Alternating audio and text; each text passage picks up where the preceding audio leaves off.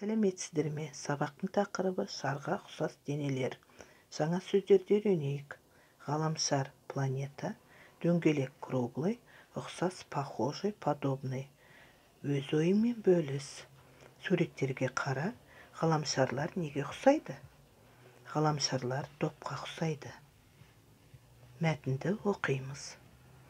Бұл кітап ғарыш әлемнің құпиясын ашады. Ғарыш туралы көп мәлімет береді. Алдымен ғаламшар сөзінің мағынасын түсініп алайық. Ғаламшар сөзі екі сөзден құралған. Ғалам сөзі әлем сөзімен мәндес болып келеді. Шар сөзінің мағынасын білесіңдер.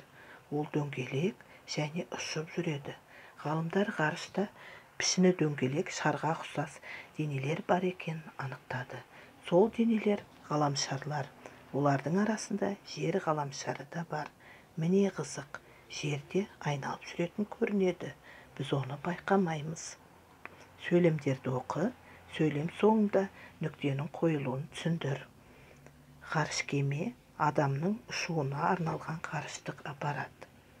Байқоңыр әлемдегі ең ірі ғарыш айлақ. Тоқтар Талғат Айдын ғарышкер ағаларымыз. Есте сақтайық, запомни. Адам белгілі бір нәрсені хабарлап айтса, өз пікірін білдірсе, белгілі бір орында сипаттаса, сөйлемнің соңында нүкте қойылады.